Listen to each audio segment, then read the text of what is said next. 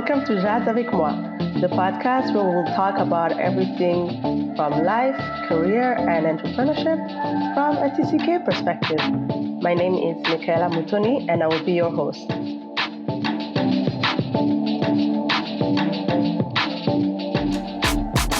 Bonjour tout le monde! Aujourd'hui, on va avoir notre premier épisode en français.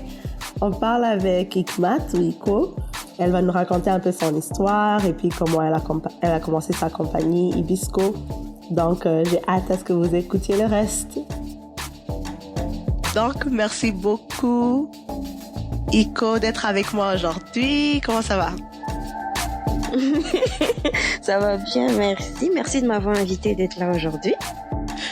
Oui, bien sûr. Je voulais au fait que ceux qui nous écoutent apprennent qui tu es et ton expérience et ton entreprise Hibisco. Donc, it's gonna be exciting.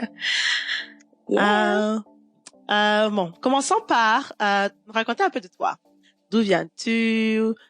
Comment est-ce que tu es arrivé au Canada? C'est qui Iko au fait? Ben en fait, on va faire la petite histoire courte.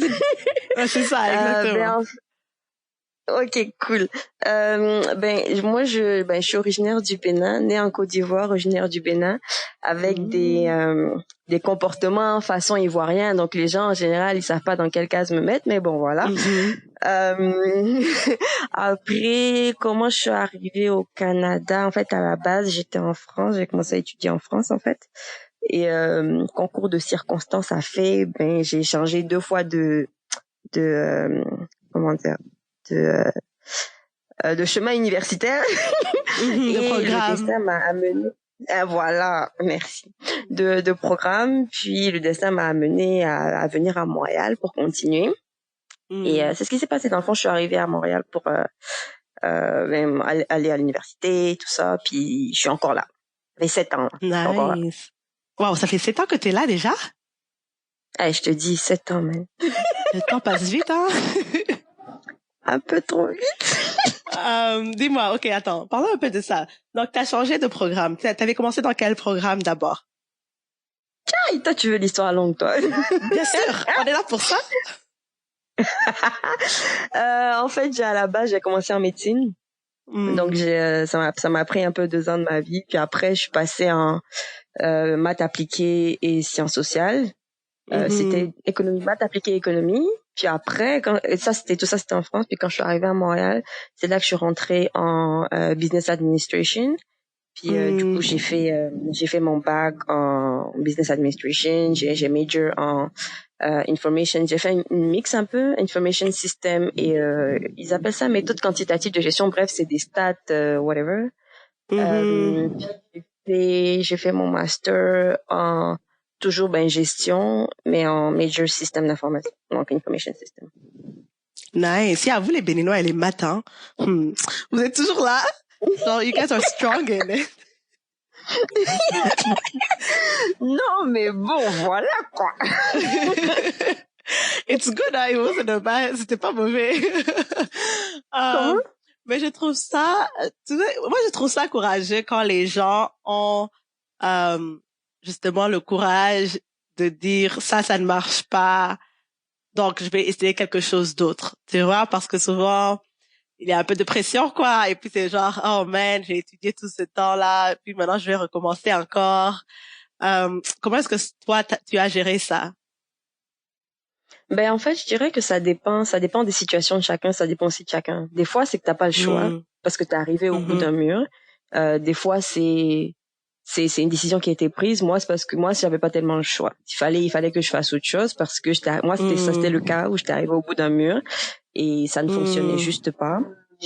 En fait, je veux pas rentrer dans tous les détails non plus, mais réalité est que mon premier changement de cursus a été parce que j'avais fait un burn-out et j'étais rentrée. En fait, j'avais commencé une grosse période de dépression qui a duré quelques années et je me cherchais. C'est pour ça que je me suis mise à changer plein de fois. Je me cherchais. Donc il fallait tester ce qui allait marcher. En fait. Donc Ouais, si. Mais tu sais, même moi, j'ai changé, hein. Moi, j'ai commencé j'ai pas changé de programme, mais j'ai changé de boulot, plusieurs fois, so I get it. Je comprends. Ouais. Des fois, tu te retrouves dans quelque chose et puis tu te dis, yo man, ça marche pas, c'est pas ce que je pensais que ça allait être. Donc, let's switch. On fait quelque chose d'autre parce que il faut se rappeler, la plupart du fois, on se découvre, comme tu as dit, on cherche, on ne sait pas. Tu penses que quelque chose c'est comme ça et puis tu te retrouves dedans et puis you're like, oh, ok, c'est pas ce que je pensais que ça allait être, tu vois. Exactement. Et puis donc après, quand t'as fini ta maîtrise, qu'est-ce que tu as fait après? Quand j'ai fini, j'ai commencé en fait à travailler directement. J'ai eu un petit 2 mois de pause parce que je voulais aller en vacances, donc je suis partie au pays. Bien moi, je sûr, m'en vais en vacances. Mais oui, c'est ça. En fait, honnêtement, j'étais pas tellement prête à commencer à travailler. J'ai dit non, il faut des vacances. Je suis fatiguée d'étudier tout ça. Et en fait, dès que je suis revenue, j'ai commencé à travailler en fait finalement parce que j'avais une opportunité. Puis je me suis dit bon, quand t'as des opportunités qui tombent devant toi, tu tournes pas le dos, tu vas. Donc j'ai commencé à travailler en fait. On va dire que c'est presque en même temps après avoir terminé. Mais en fait, dans le fond, je travaillais dans mon domaine qui était les information systems. Donc, je travaillais pour une start-up en TI. On travaillait sur des logiciels, etc., etc. Si. Pardon? Non, j'ai dit oui, je t'écoute. Ouais. Puis en fait, au final, ça a duré. J'ai travaillé avec eux jusqu'en été 2018. Ça a duré à peu près 1 an et demi. Nice. Tu sais que maintenant je suis en TI aussi. J'aurais jamais deviné dans ma vie que j'allais être en TI à la fin. Like, I just fell in it. Donc, ça nous attrape seulement. TI, n'est-ce pas? Mon Dieu, that's how life is, en tout cas. Et puis donc de là, comment est-ce que t'es allé? Comment est-ce que t'as commencé à faire du BISAP, à faire Ibisco? En fait, c'est que ça a pas vraiment été par étapes. Moi, mon affaire, c'est que pendant que je faisais mon bachelor que la première ébauche d'idée en fait d'entreprise est venue. C'était l'hiver 2014. Donc la première ébauche d'idée était venue, je l'ai écrit, j'étais toute excited. Et je me suis vite calmée en même temps aussi parce que ça faisait quoi 1 an et demi que j'étais ici. On va dire 1 an parce que j'ai passé 4 mois à l'extérieur du pays en plus de ça. Donc j'étais là, je voulais essayer de nouvelles choses, mais en même temps, t'es étudiant étranger, on va dire tu viens presque d'arriver.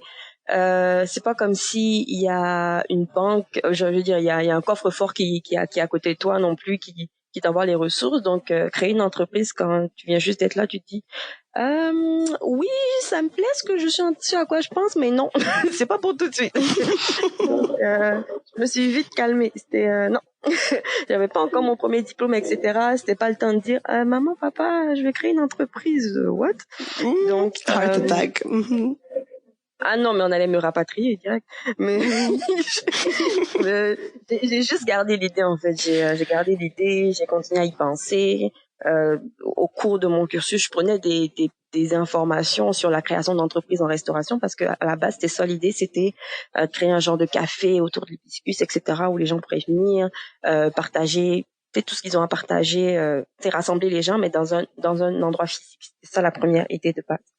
Et donc j'avais pris des petits séminaires, donc comment créer des entreprises en restauration, etc. J'ai fini mon bachelor, j'ai en même temps enchaîné avec le master. J'ai pas eu le temps non plus de me consacrer à la création d'entreprise et tout ça, mais l'idée était encore là, elle dormait. Et c'est quand j'ai commencé à travailler, donc en novembre 2016, quelques mois après, le projet a recommencé à tâtonner dans ma tête. Je me disais c'est vrai que j'avais écrit toutes ces histoires là. Je faisais déjà des tests de recettes à la maison avec des amis, etc. Je les invitais, venez essayer cette chose, là, qu'est-ce que vous en pensez et tout. Parce que je testais des desserts et même aussi quelques recettes de boissons, tout ça. Donc c'est au cours de 2017, à l'approche de l'été, je me suis dit ok, tu sais quoi, l'idée me trottine dans la tête. Je vais l'essayer juste, puis on verra ce que ça donne. Et donc j'avais écrit un mini petit blog en parlant un peu de recettes, en parlant des desserts que j'avais créés, etc. Et au cours de l'été 2017, j'avais fait quelques petits événements, j'avais fait pas des festivals, mais des événements privés un peu auxquels j'avais participé pour essayer mes affaires tranquillement. Et juste après ça, à la fin de l'été, en fait, j'ai incorporé un des incubateurs de HEC Montréal, en fait. Puis c'est au cours de ce parcours-là que l'idée a tranquillement shifté. Tranquillement shifté pour être ce qu'elle est aujourd'hui, parce que ça, au départ, c'était pour un lieu physique, mais là, elle a dû shifter, avec plus les réalités du marché, plus ce que ça va prendre, etc., les contraintes, pour devenir commercialisation de produits. Intéressant. OK. Ouais. Ça, c'était la version courte. Moi, je veux la version longue. Aïe, aïe. La version longue de comment tout a commencé. Oui, c'est ça. Donc, reculant de genre 3 pas. Aïe. Il fallait parce me que dire quand que tu parles... Hey, mais ma chère, je t'interviewe, non? Bon, ok. OK. Parce que quand t'as fini là et que t'as commencé à parler d'incubateur, I was like, wait, mais là, on se retrouve à là, maintenant, quand tu viens de faire ton rebranding et tout ça. Mais je me disais, mais t'as raté toute la première partie parce que, OK, disons même, je me rappelle, on en avait parlé, je pense que c'était l'été passé, et tu avais déjà un petit peu commencé à travailler dessus, right? Je pense que c'était là que tu faisais des tests chez toi, mais t'avais pas encore genre un produit, tu vois. Et puis, t'avais commencé à vendre, t'avais fait ton site web, et puis t'avais commencé genre à vendre les bouteilles. Tu te rappelles même au dernier, je pense que c'était Thanksgiving ou pendant les fêtes là, j'avais acheté genre du bissap. Donc là, tu vendais déjà, n'est-ce pas? Est-ce que à ce temps-là, est-ce que à ce moment-là, tu le faisais full time? Les fêtes de l'année dernière? L'année dernière, ouais. Je suis passée full time vers la fin de l'été 2018. Donc oui. Ouais, c'est ça. Mais en donc fait, on le fait. Ouais, c'était full time, mais j'étais encore travaillé sur l'idée. En fait, ok. Non, sur le projet, pas sur l'idée. Ok, je vais développer un peu plus. Alors, en fait, il y a eu des étapes d'incubateur. C'est pour ça que c'est un peu mélangeant. Ok. Donc, on va dire, il y a eu l'avant Hibisco, puis il y a eu l'après Hibisco. Donc, donc quand je parlais de l'été 2017 et l'entrée dans le premier incubateur de HEC qui s'appelle, c'était le parcours entrepreneurial Rémi Marcoux. Ça, c'était automne 2017. Donc, avec la première idée de base qui était le café/restaurant. On est encore ensemble? Oui, non, là, je viens de capter parce que c'est là où tu as décidé de l'appeler Hibisco, n'est-ce pas? Exactement. Parce qu'avant, tu avais un autre nom. Exactement. Avant, ça s'appelait comme saveur d'hibiscus. C'était vraiment, j'étais encore dans mes recherches. J'avais mis un nom. Je savais que j'allais le changer un jour, mais je savais pas encore c'était quoi exactement. C'était mes premiers jets. À cette période-là, je vendais pas encore des boissons embouteillées, quoi que ce soit. Je faisais plus, si des gens, des événements, ont des trucs comme ça, ils allaient commander. C'était plus des desserts qu'autre chose. Les drinks, j'en faisais, sur demande. C'était vraiment sur demande. Donc je suis rentrée dans l'incubateur, puis à force de suivre les différents ateliers, de confronter la réalité du marché, qu'est-ce que ça prend réellement, etc. C'est en février 2018 que j'ai pris la décision de shifter vers de la commercialisation, donc de faire des produits prêts à boire, donc les bissap, les hibiscus prêts à boire. Ça, c'était en février. Et c'est au mois d'avril que ça a été annoncé sur le nom comme Hibisco. Donc le nom a été changé. Le temps de commencer à travailler réellement sur les recettes, parce que quand j'ai décidé de shifter, j'avais pas encore les recettes réellement. Donc, oui, c'est ça. Avril, j'ai eu ma première recette. J'avais fait mon premier événement de médias, divulgué, tout ça. Donc là, j'ai réellement commencé à travailler sur, il faut faire un produit comme embouteillé, etc. Et ça avait été prêt alors en début d'été, donc mai, début juin 2018. Donc on avait les premières bouteilles, donc les premières recettes. On a commencé à faire les événements l'été 2018, donc plein de festivals par-ci par-là, là, on courait partout. Et tout ça, quand même, c'était dans le but de tout le temps améliorer le produit, dans le sens où tu arrives sur le marché avec un nouveau produit, tu as besoin de prendre le feedback du marché, parce que tu peux pas dire, moi, je décide de faire ça comme ça, puis tout le monde doit s'adapter. Il faut que toi, tu t'adaptes également aux gens. Donc, c'était vraiment proposer aux gens, puis c'était prendre leur feedback pour améliorer le produit, améliorer l'entreprise, etc. Donc, pour moi, je considérais ça comme une période de test ou de validation de marché, dans le fond. Donc ça, j'ai fait ça comme tout l'été 2018. Donc, au cours maintenant de l'automne, c'est au cours de l'automne 2018 que j'ai intégré le deuxième incubateur d'HEC qui s'appelle Entreprise. En fait, on a réellement commencé à partir du mois de décembre 2018. Donc là, maintenant, on a quitté le stade d'idée d'entreprise.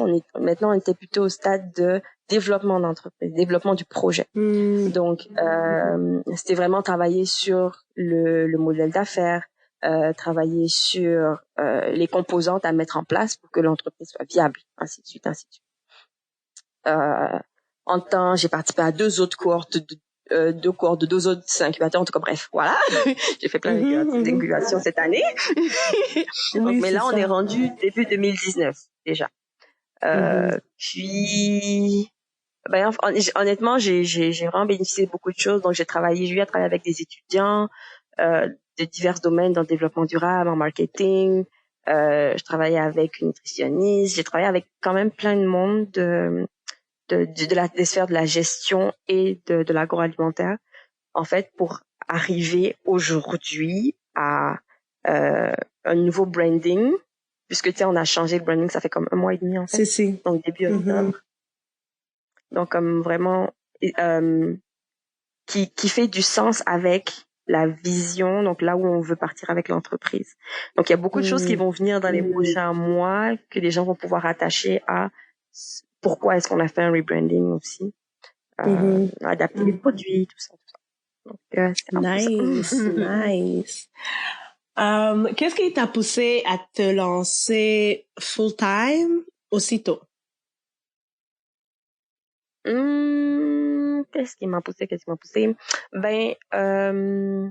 En fait, encore une fois, pour moi, c'est du concours de circonstances. Il y a beaucoup de choses avec moi qui sont passées en termes de concours de circonstances. C'est qu'au départ, comme j'ai dit, c'est que j'ai commencé à travailler sur mon idée d'entreprise, c'était 2017. Ça faisait comme à peu près 6 mois que je travaillais. Et je travaillais à temps plein.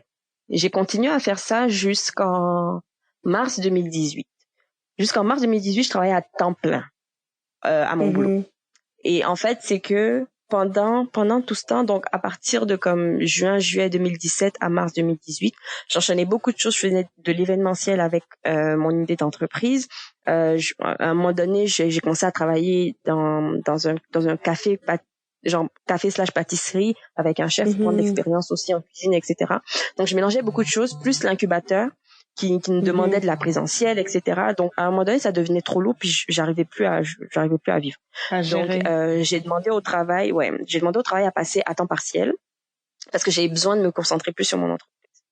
Et en même temps, c'est parce qu'à ce moment-là, à mon travail, on était sur la fin d'un projet. Donc moi, je travaillais plus en un peu de design d'interface, de création de contenu pour de la formation, etc. Et j'étais vraiment vers la fin de mon projet, donc j'avais quand même beaucoup de temps là. Je pouvais travailler 40 heures semaine, ne faisait pas vraiment de sens. Donc j'ai demandé à travailler à temps partiel. Donc ce que j'ai commencé à faire à partir donc de fin mars, début avril 2018. Et en fait, à partir de juin, en réalité, le projet était réellement terminé. Donc, honnêtement, j'avais plus grand chose à faire au travail. Puis tout le monde le savait. C'est rien à cacher. Tout le monde le savait. Donc, au mois de juillet 2018, j'ai eu à parler avec mon boss. Et il me disait, parce qu'il savait que je travaillais sur mon entreprise également, puis il m'a dit, en ce moment, t'as rien à faire. Et c'est vrai, tout le monde le savait, anyway. Il m'a dit, prends ce temps-là pour te concentrer sur ton entreprise. Puis, quand le besoin sera nécessaire, etc., on te rappelle. Puis, en fait, on te rappelle quand il y a besoin, puis tu pourras sélectionner le moment où tu veux travailler, etc., etc. J'ai dit fine.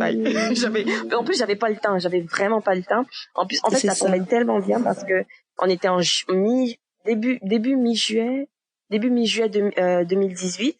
Il m'a dit, OK, ben, prends tes 2 semaines. J'ai dit, non, j'ai pas besoin de 2 semaines, j'ai besoin de 2 jours. Même pas, tu sais, parce que j'avais pas le temps. Une semaine après, je devais faire un événement pendant une semaine. Moi, j'ai plus le temps. Donc, j'ai dit, moi, ça m'arrange. OK, fine.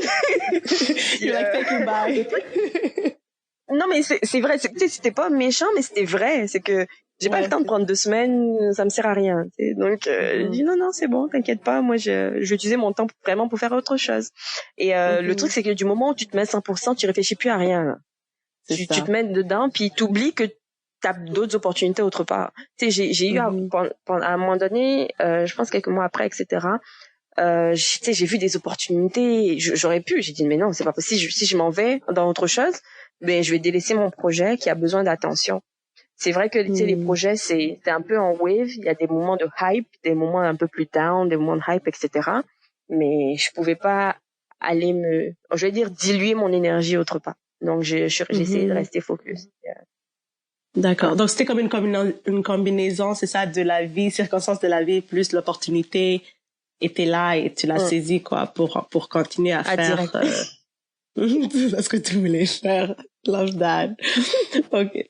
Et puis aussi l'autre point que je trouve intéressant avec toi, c'est que tu as beaucoup utilisé les incubateurs pour t'aider, pour faire de la recherche, pour appliquer, pour t'aider à développer ton entreprise ou à la créer. Donc, d'où l'idée t'est venue? D'aller vers des incubateurs? L'idée d'aller vers des incubateurs?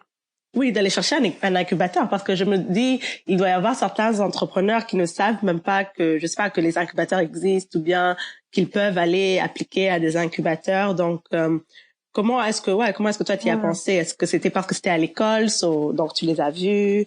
Comment est-ce que t'es allé vers cette direction-là? Ben en fait, c'est le premier qui a demandé en griffe de l'effort. Le reste c'est venu parce que t'es déjà en fait, le moment où tu rentres dans le milieu, tu commences à avoir les informations sur un peu tout, ouais. Ton mind est open to find the information. Au tout départ, dans 2017, en fait, ce qui s'est passé, c'est que quand j'étais pendant l'été, quand je faisais mes petits événements, etc., en fait, déjà, à la base, je savais qu'il me manquait beaucoup. Tu rentres dans un milieu que tu connais pas. J'ai pas étudié à l'ITHQ, j'ai pas étudié en nanana, j'ai pas fait de l'agroalimentaire, whatever. Je connais pas. Et moi, je me suis lancée un peu comme si j'étais au pays, sans backup réellement. On dit bon, je veux vendre ça, je m'en vais vendre. Je me suis levée, je suis allée faire. Voilà. J'ai fait un peu les oh-là-là. Et pendant que pendant l'été en question, je me disais, j'ai besoin d'informations parce que je connais pas le milieu, non seulement le milieu de l'agroalimentaire, mais je connais pas le milieu de l'entrepreneuriat non plus. Je sais pas grand chose. Je sais juste ce que moi je sais, puis c'est pas suffisant.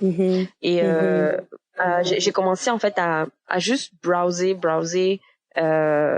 les comment dire des trucs d'accompagnement par-ci par-là, sur Google, etc. Parce que je crois que j'avais dit pendant que j'étais encore aux études, je pense que si je me trompe pas, c'était 2015, fin 2015, j'avais fait des workshops de création d'entreprises en restauration. Donc déjà à ce moment-là, je savais qu'il y avait des aides. Mais moi, ce que j'ai fait, c'était des workshops. C'est pas que c'était une incubation. Je payais pour prendre de la formation. Tu vois. Donc je me disais, je cherchais des trucs comme ça, des formations qui vont me donner plus de connaissances, etc.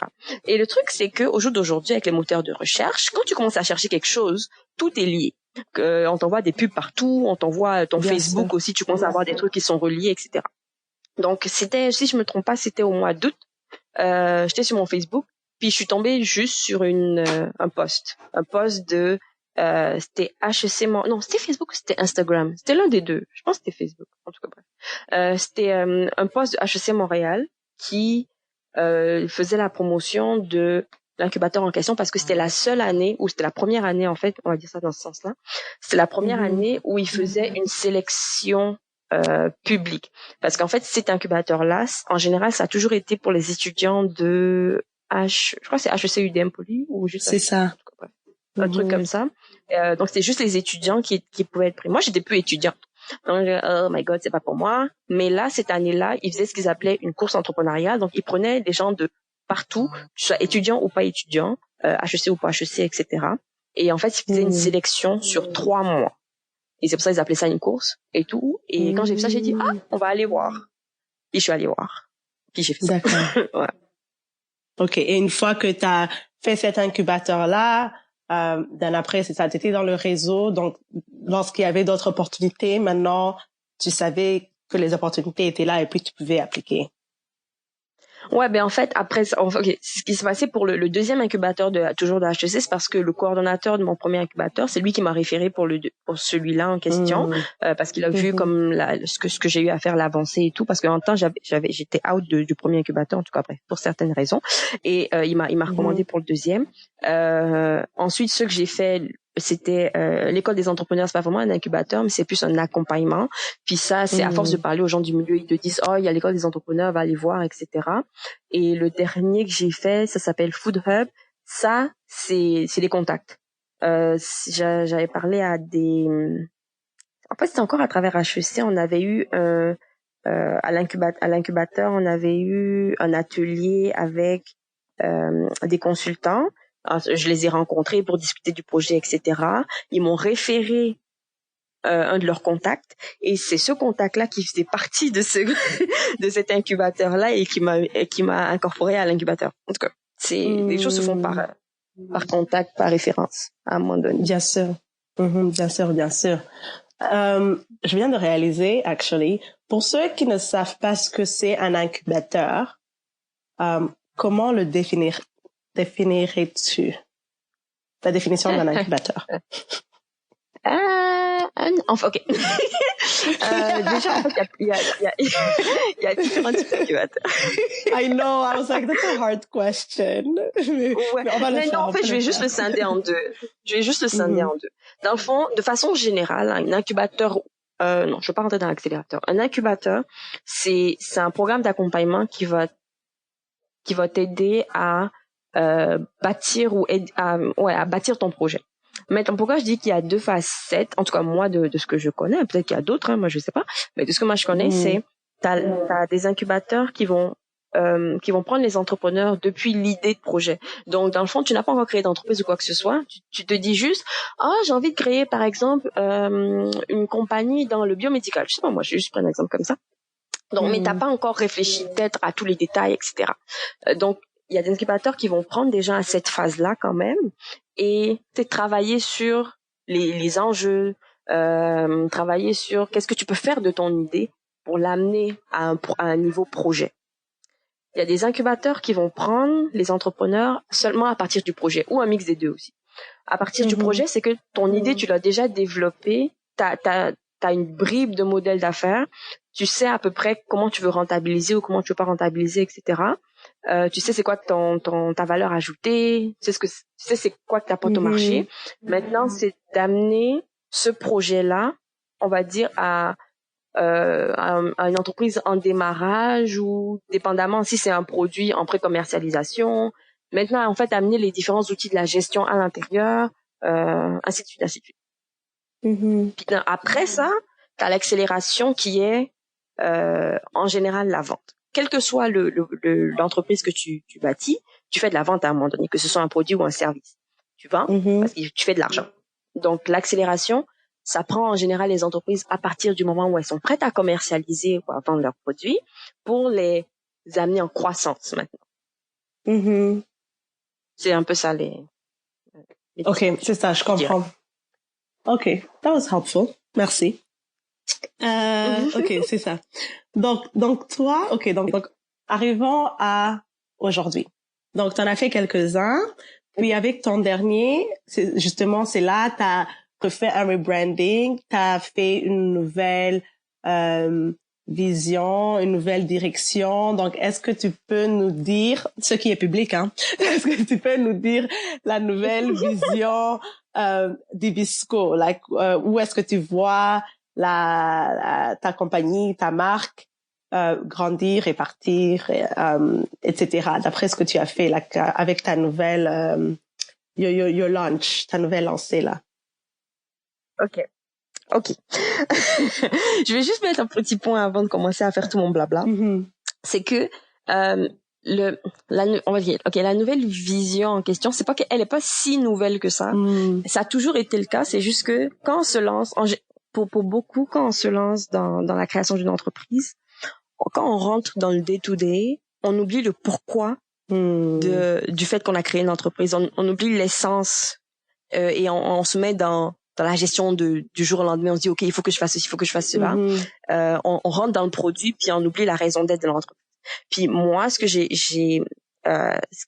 pris le temps de faire au cours de cet été, quand on a retravaillé tout le marketing et tout, c'est vraiment de repartir au cœur, le pourquoi est-ce que j'ai réellement commencé une entreprise, puis c'est ça qu'on a ressorti en termes de la vision que je divulgue aujourd'hui, parce qu'elle n'était pas vraiment divulguée non plus avant. OK, so alors quand on regarde dans le futur, dans le long terme, le but à long terme de Hibisco, c'est vraiment, mais quand je dis vraiment, c'est littéral. Okay. C'est oh my God, faut pas que je ris trop. Alors, c'est deux phases, c'est deux choses. C'est vraiment favoriser ou promouvoir le bien-être. Quand on parle de bien-être, en général, les gens vont se dire « c'est bien manger » ou « c'est bien ceci ». Le bien-être, c'est vraiment tout. C'est vraiment que les gens se rappellent que le bien-être, c'est à la fois physique, mais c'est aussi à la fois mental. Ça, c'est vraiment sur deux sphères. On ne fait pas l'un et on oublie l'autre. Il y a des gens qui vont dire mais si je mange bien ou si je bois bien, c'est correct. Il y a des gens qui vont dire mais si je fais de l'exercice, c'est correct. Il y a des gens qui vont dire mais si je vais au spa, c'est correct. Non.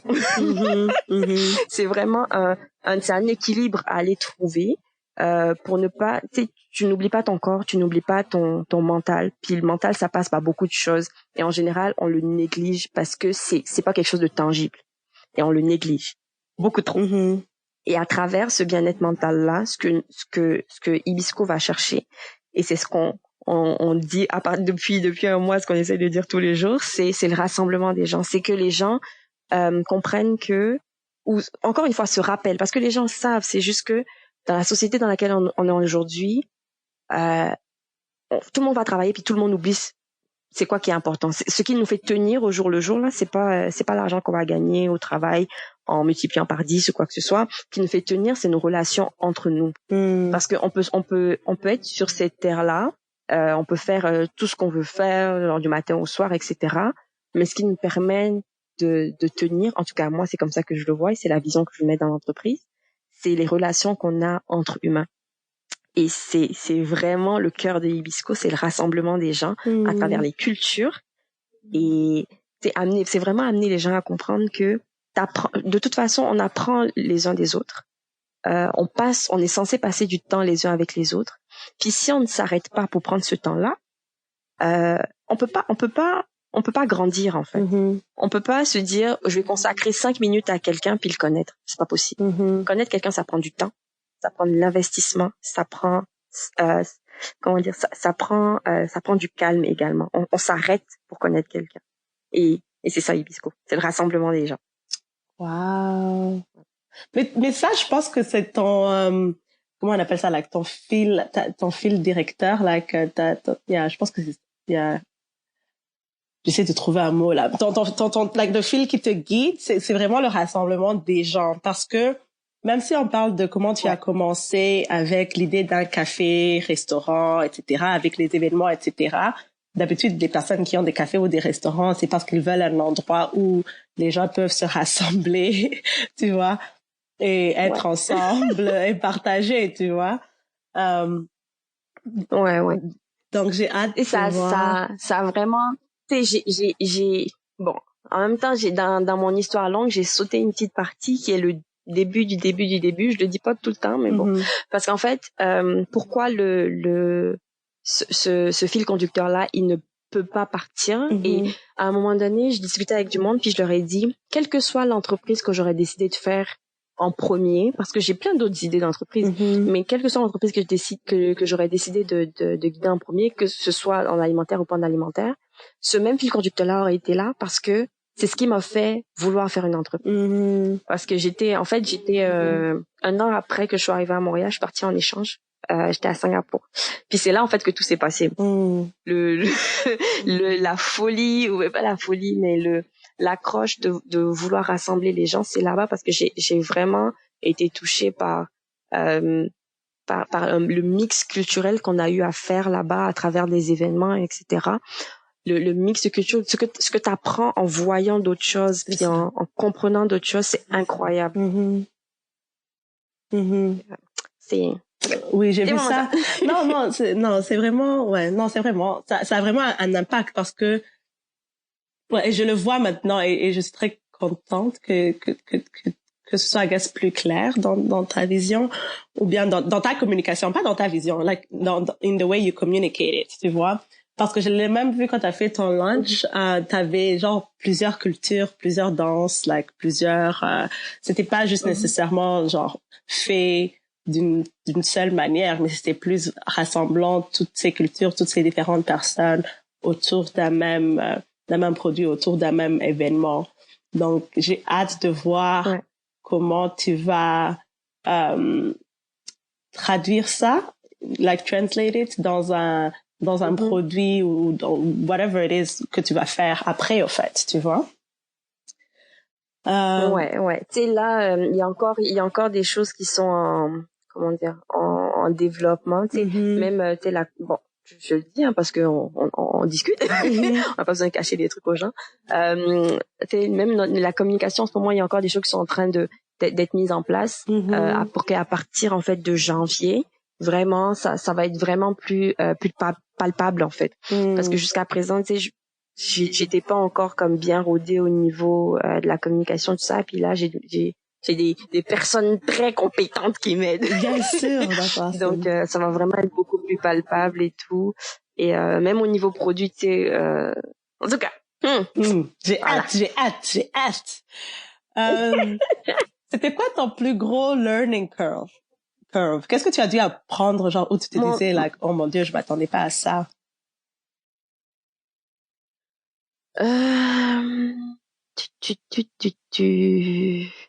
Ah, ouais. Ce à quoi je m'attendais le moins, c'était comment on dit ça? Je cherche un mot pour dire ça. Je vais dire emotional instability. Ok, explique ça. Je sais pas si je dois trouver un autre mot pour ça. Mais en fait, c'est parce que moi, je me disais, ok, je travaille sur un projet, je travaille sur une entreprise. C'est sûr, il va y avoir des hauts et des bas. Mais tu sais, ok, t'es drivé, etc. Mais literally, du jour au lendemain, même au cours d'une même journée, t'es emotional unstable. Parce que, genre, le matin, je peux être, oh my God, yeah, okay, everything is good, nanana. 3 hours later, c'est, oh my God, what the hell am I doing? Qui m'a demandé d'être en train d'entreprise? Pourquoi tout est en train de crumble under my feet? You know? c'est, oh my God. C'est le stress d'être entrepreneur, en fait. Ouais, mais en fait, c'est vraiment, en fait, c'est juste incroyable. De la même façon où des fois c'est génial, mais des moments en fait, moi, je le mettrais même pas dans la case du stress.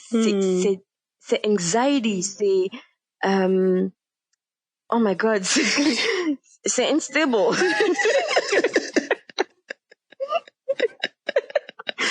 Donc, ouais, c'est ça, je m'en vais de 0 to 100 in like 30 minutes sometimes. Si. C'est incroyable. Et comment est-ce que, alors, dans ces cas-là, tu fais, comme, bon, là, ça doit se passer, genre, bon, j'espère pas tous les jours, mais là, assez souvent, genre, au fur et à mesure du temps. Donc, quelles sont tes méthodes, les méthodes que tu as apprises pour pouvoir gérer ça, justement, pour pouvoir dire, like, okay, we're good. We're going to be fine. Tu vois, genre, comment est-ce que tu gères ça? Tu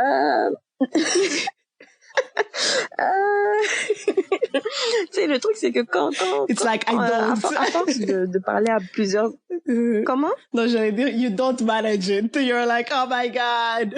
Non, je blague. Ouais, non, mais des fois, tu give up pendant quelques heures, tu vas dormir. Oui, c'est ça. Il y a des fois, je dis, OK, tu sais quoi, moi, j'ai besoin de dormir, puis that's it. Mais, tu sais, à force de rencontrer des entrepreneurs, discuter avec, parce qu'au final, une bonne partie de nos challenges, on les vit tous, tu vois, puis on a tous des hauts et des bas et tout ça. Et tout le monde, on le dit tous. Tu peux pas ne pas être bien entouré. Ça, c'est pas possible. Parce que c'est les gens qui comprennent ton emotional instability, qui, tu vas être là, tu vas être down, tu vas prendre ton téléphone, tu dis, hey, OK, tu fais quoi aujourd'hui? Qu'est-ce qu'on fait? J'ai besoin de voir quelqu'un. Yeah, c'est ça. Puis, en tout cas, moi, c'est, en général, c'est vraiment ça. J'ai deux choses. Soit je prends une bonne pause, puis je coupe mon téléphone, je vais juste me reposer, puis essayer d'oublier tout. J'essaie de me distraire le plus possible pour, en fait, juste reset the brain, so that you go to like another place, I would say. Parce que si tu restes confiné dans ton mindset, you will never get out of it. You have to reset. You have to reset. So, soit c'est ça. Et encore une fois, c'est toujours pour reset. I spend time with people, with my friends, with family, because the moment you get into a positive environment, people that understand you, people that know that you need support, you need help, you feel better. So you can go back stronger and say, okay, let me do this. Si, je comprends. Donc, en te regardant maintenant là où tu es, hein, quel advice ou quel conseil donnerais-tu à quelqu'un qui vient tout juste de commencer le chemin de l'entrepreneuriat?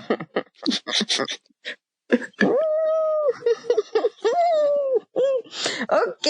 Advice. Non, faut pas qu'on aille longtemps dessus. Mais alors, petit conseil, gros conseil à la fois. C'est ça. Là, c'est vraiment de déléguer le plus vite possible, d'aller vite chercher de l'aide. Dans le sens où, quand on commence un projet, une entreprise, une idée, un entrepreneuriat, on peut appeler ça de n'importe quelle façon. En général, on s'attache vite à tout, puis on se dit, oh, mais si j'appelle telle personne, déjà il y a plusieurs gens, on peut se dire, oh, est-ce qu'Absine aura le temps? Est-ce que la personne va vite comprendre? Est-ce que je vais perdre le temps à expliquer? Mais en fait, on gagne tellement de temps, puis on gagne de l'expertise parce qu'on sait pas tout faire. Il y a des choses dans lesquelles on est moins bon, il y a des choses dans lesquelles on est meilleur. Donc c'est vraiment de concentrer notre énergie sur ce qu'on sait faire et ce qu'on aime faire. Parce que quand t'aimes faire quelque chose, t'es toujours mieux à faire ça, de toute façon, qu'autre chose. Et donc, toutes les autres choses où il y a des gens qui sont meilleurs que toi, de les déléguer. Il y a toujours des gens qui seront prêts à aider de toute façon, que ce soit les proches, que ce soit d'autres personnes qu'on rencontre à travers des événements, à travers du networking. Ces personnes-là seront plus équipées à faire grandir ton entreprise dans ces sphères-là. Donc, moi, je dirais aller chercher de l'aide le plus vite possible pour mieux faire les choses. Okay. Même moi, là, je vais prendre une note. Je vais prendre, ouais. Faut prendre sur moi. That was for me. Oh my God. Okay. Qu'est-ce que tu aurais dit at your younger self? La Iko d'il y a 5 ans, d'il y a 10 ans. Qu'est-ce que tu lui dirais pour l'encourager? D'il y a 5 ans, il y a 10 ans, c'est pas la même chose, hein. Choose one. Faut choisir un. On va peut-être dire 5, parce que 10 là, c'est loin. 10 là, il y a beaucoup de choses là-bas. OK. Faisons 5. C'était des moments critiques. Il y a 5 ans.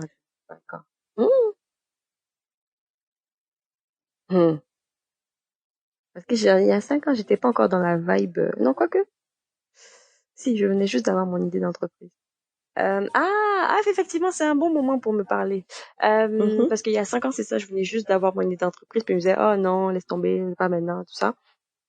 Alors, je pense que je me serais dit, t'as rien à perdre. Mm. Donc, fais ce que t'as à faire. Parce que la réalité est là. Tu sais, en général, on va se dire, ah, mais tu sais, on investit de l'argent, on investit du temps, mais qu'est-ce qu'on perd vraiment? L'argent, c'est du matériel, tu peux le récupérer. Tu sais, on, quand t'es en entrepreneuriat, quand tu commences, à un moment donné, tu vas être endetté. Dépendamment du domaine de chacun, mais de toute façon, tu vas t'endetter.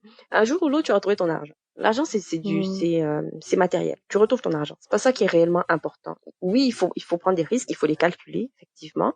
Mais c'est pas grave si tu perds de l'argent. Du temps, tu le perds. Actually, tu le perds pas parce que quel que soit le résultat, que ça fonctionne, que tu deviennes milliardaire ou qu'importe, que ton entreprise ait un impact positif, c'est bon parce que tu te dis, oh, qu'est-ce que j'ai fait à marcher? Si, par exemple, tu te retrouves à, par exemple, perdre ton entreprise ou faire faillite ou qu'importe, t'as toujours appris quelque chose à travers ça. T'as peut-être appris à, je sais pas, à savoir communiquer. T'as peut-être appris à savoir réseauter. T'as appris à savoir gérer une entreprise parce que t'as appris de tes erreurs. T'as appris à plein de choses et surtout, tu as rencontré énormément de gens. Donc, si t'as peut-être d'autres projets ou whatever, ben t'as le réseau pour bâtir ce projet-là. Si tu veux plus bâtir une entreprise, si tu cherches un boulot, t'as un réseau pour t'avoir un boulot. Donc, il y a toujours quelque chose que tu ressors de tout ça. Donc, il y a vraiment rien à perdre. C'est ça, c'est comme un investissement en fait, même si on voit pas le retour tout de suite. Exactement. T'investis vraiment en toi-même, sur toi-même. En fait, t'as trouvé le mot, tu vois. Et teamwork. Où est-ce qu'on peut trouver les produits Hibisco? Alors, au jour d'aujourd'hui, c'est principalement sur la boutique en ligne de l'entreprise, donc hibisco.com. Donc, principalement, il y a comme des packs de bouteilles. Là, en ce moment, j'ai 2 magasins avec lesquels je travaille. Oli Frescos, qui est au centre-ville, au Eaton Center, et le IGA Picard, qui est à Brossard. Ça va tranquillement, parce que comme j'ai dit, on a fait le remoney il y a 1 mois et demi. Donc le temps de tout remettre en place, de maintenant contacter, de contacter les gens, sachant que le temps des fêtes arrive, donc plus personne vraiment ne travaille. C'est ça. Donc c'est vraiment principalement la boutique en ligne, mais dès le mois de janvier là, en train de travailler sur une stratégie qui fait que on va vraiment rendre les produits le plus disponible possible et le plus accessible possible dans Montréal. Quel est ton produit favori? Je sais que t'en as, parmi mes, qu'est-ce que toi, parmi tous tes produits. Ça? I know, it's like asking you which of your babies is your favorite. Ça c'est tricky, on fait pas ça. Bon, il y a quand même réponse, c'est pas grave. My favorite. Honestly, usually it depends on the time of the year, but. On the mood. But. Ça dépend. À des moments, tu dis, I want to spice it up, I want to chill out, you know, really depends. But, I would say my favorite one, will be the hibiscus ginger and baobab. That's my favorite. It's a good one. They're all good, actually. Il faut en acheter, les amis, pour la saison des fêtes. Voilà. Voilà. For your house parties, for Christmas dinners, you know? Il faut tous les jours. Chez soi pour les boss. T'as raison, même. Tous les jours. Tous les jours.